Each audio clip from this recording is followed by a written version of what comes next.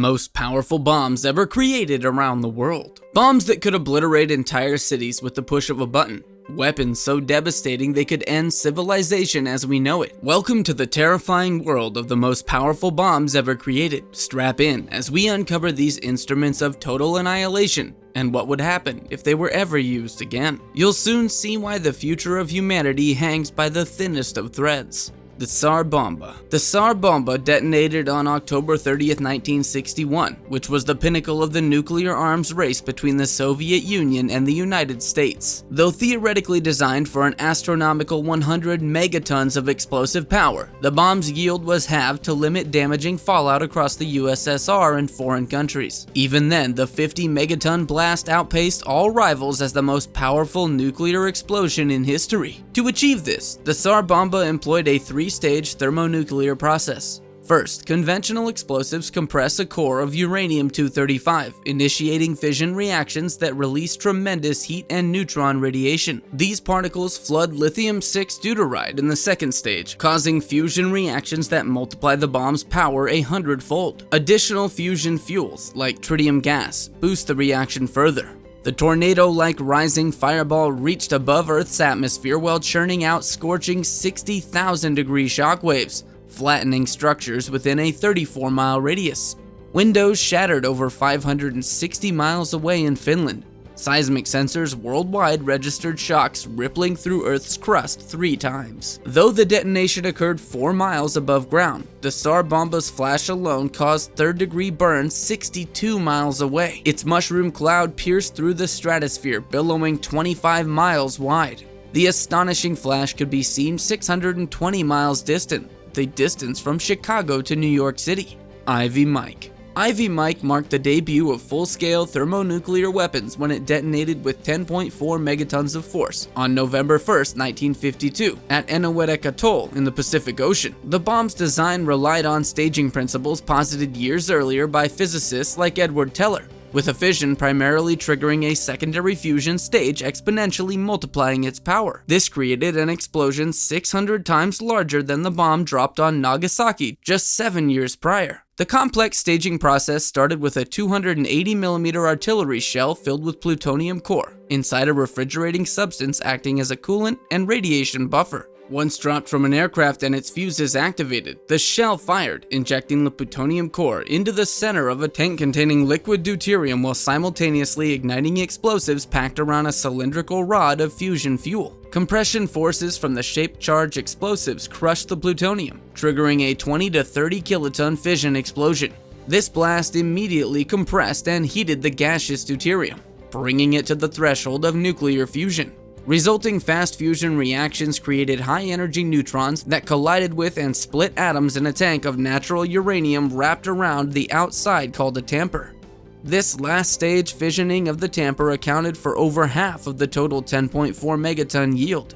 The mushroom cloud from the blast towered over 47,000 feet, and the accompanying fireball stretched to 2.9 miles in diameter, wider than Manhattan Island. Ivy Mike conclusively proved the terrifying scalability of staged fusion weapons, while demonstrating that humanity now held the tools to trigger Armageddon itself. B-41 nuclear bomb. Fears of falling behind Megaton-class Soviet devices like the Tsar Bomba spurred the US Air Force to pursue the development of 25 megaton yield bombs. This enormous undertaking produced the B-41 thermonuclear gravity bomb in the early 1960s. The most powerful nuclear weapon ever fielded by the United States. Though obsolete by 1976 after over 500 were built, the B-41's advanced three-stage radiation implosion design opened the gateway to modern high-yield bombs. To achieve such tremendous power in a deliverable package, the 10,000-pound B-41 bomb used a three-stage Teller-Ulam ladder design. A plutonium fission primarily embedded within lithium-6 deuteride generated 500 kilotons of energy, propagating outward. This flooded and heated the hydrogen isotope mix surrounding it, resulting in fusion producing neutrons and X-rays. Thermal radiation allowed these photons to then compress a larger secondary stage laden with more lithium deuteride to also undergo fusion. In the B-41's case, yet a third fusion fuel capsule was added, a stepping stone to 50 to 100 megaton weapons later cancelled. 2 versions of the B-41 were deployed. One encased the third stage in depleted uranium. The resulting weapon salting enhanced both fallout casualties and physical destruction. The enormous B-41s had to be dropped from B-52 jets using parachutes to break their descent, allowing bombers time to escape the huge blast radius. By mass, the B-41 achieved the highest efficiency ever in a US thermonuclear weapon, with its 25 megaton yield outpacing similar multi-megaton warheads. The B-41 thus represented the upper bound of physics and budgets when it came to American nuclear artillery. Satan II. The world's most ambitious intercontinental weapon today is Russia's RS-28 Sarmat missile, which carries up to 15 nuclear warheads, each packing enough punch at 800 kilotons to level massive cities. Codenamed Satan II and declared operational in late 2022, this silo-launch successor to the SS-18 Satan continues Russia's nuclear intimidation posture with its immense destructive potential. The sheer fuel capacity of the 108-ton Sarmat allows warhead configurations ranging from 10 to 15 separate nuclear packages, tailored for either single high-value targets or widespread barrage strikes. Launched on short notice, just one missile could deliver an attack equivalent to 10 to 15 Hiroshima-sized atom bombs. But what makes the liquid-fueled RS-28 truly frightening is its combination of high survivability and attack versatility. Not only does the Satan II carry enough throw weight for orbiting or suborbital attacks, it boasts shortened and overlapped active engine burn stages, challenging American DEFCON detection satellites. Once boosted out of dense atmospheric layers, maneuvering engines deliver decoy vehicles plus independently targetable re-entry vehicles to confound anti-missile defenses. And carrying its own volatile, storable liquid propellants, the Sarmat doesn't depend on support convoys that could betray its location. Mark 17 hydrogen bomb. America's first mass-produced thermonuclear weapon was the Mark 17, entering service in 1954. Weighing a bulky 10 tons and measuring over 24 feet in length, this clumsy giant represented a new age of multi-megaton nuclear bombs, and the like that could flatten entire metropolitan areas. Between 1954 and 55, over 200 Mark 17 units were manufactured and fielded in the US Air Force bomber groups as a next-generation deterrent. Its advanced staged radiation implosion design channeled X-rays from an initial fission primary to rapidly compress a secondary stage of lithium-6 deuteride fuel. This induced fusion reactions, releasing neutrons, energy, and heat. Uranium components fissioned by the neutron bath greatly increased the total yield. Further enhancements using tritium-boosted fission in the secondary were compressed by a lightweight beryllium reflector. The resulting two-stage reaction multiplied Mark 17's power over 1,000-fold. 15 megatons, equal to 15 million tons of TNT. That's 60% stronger than Castle Bravo's 1954 blast. Despite its weight, which required large parachutes to break descent for bomber escape, the Mark 17's 15 megaton punch delivered an unprecedented impact on the 1950s nuclear stockpile. Father of all bombs. Not satisfied with fielding the world's largest non-nuclear munition in the 44-ton mother of all bombs, Russia sought to exceed that scale with an even more devastating thermobaric successor. The result in 2007 was the 50-ton father of all bombs, 4 times the MOAB's blast yield at 44 tons of TNT equivalent. Rather than raw explosive power, this FOAB achieves utterly lethal, localized effects. A thermobaric or fuel-air explosive detonates differently than conventional bombs, instantly dispersing an ultra-fine mist of volatile chemicals. This widely dispersed fuel then ignites milliseconds later from the initial blast into a scorching high-temperature flame front, consuming all oxygen over 40,000 square feet while creating a massive high-pressure shockwave. The combination of sensations, overpressure and vacuum pressure, makes fuel-air explosives exceptionally lethal in confined spaces, like underground shelters and bunkers. The FOAB is thus tailored for maximum lethality rather than raw demolition power, given its relatively focused blast epicenter. Operation Castle Bravo.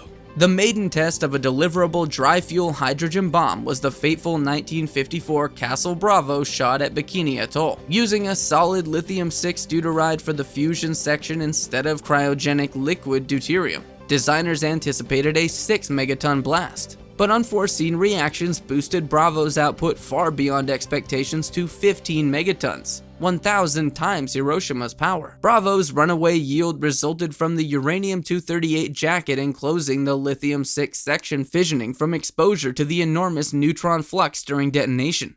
This superheating of channels drilled through the uranium tamper produced copious late-stage fission, greatly magnifying the explosion.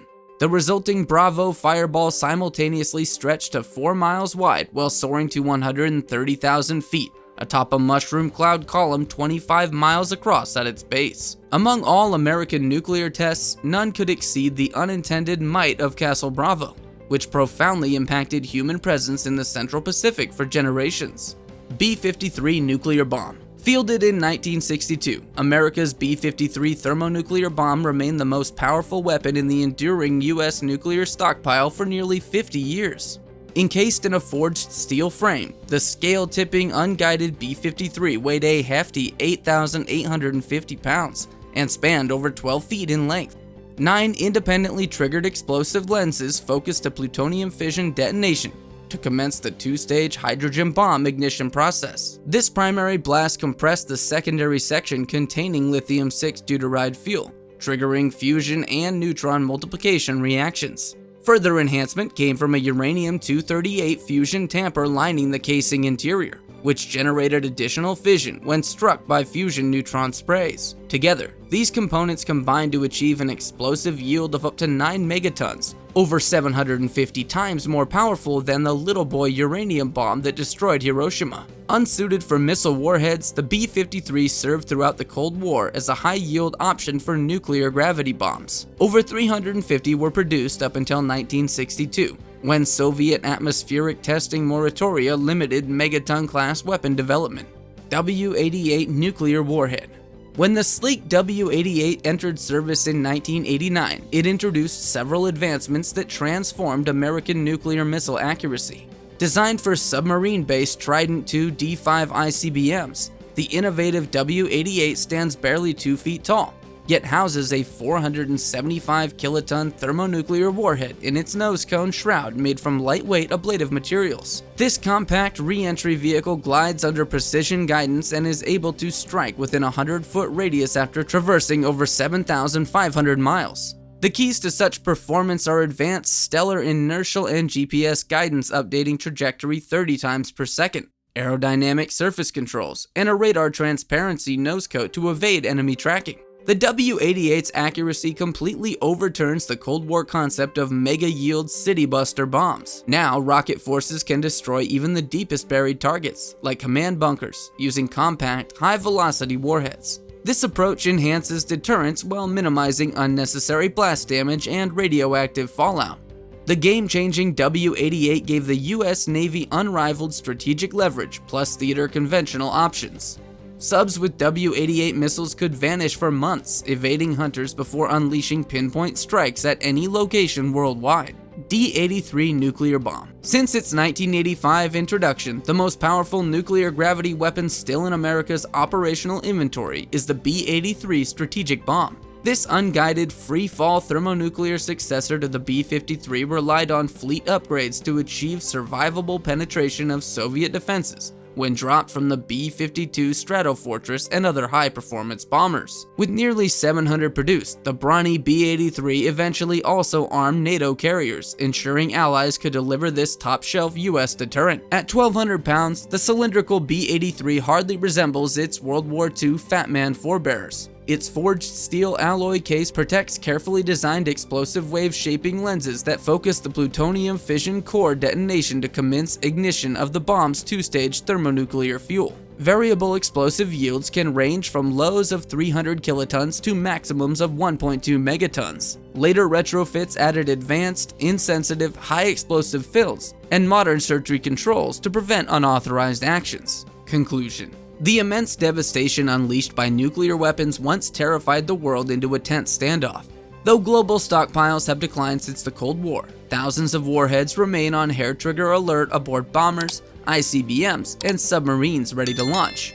Let us hope clear heads prevail, or else these most powerful bombs ever created may one day again rain down fire, with civilization-destroying consequences from which humanity might never recover. The future remains unwritten, and our fate is uncertain.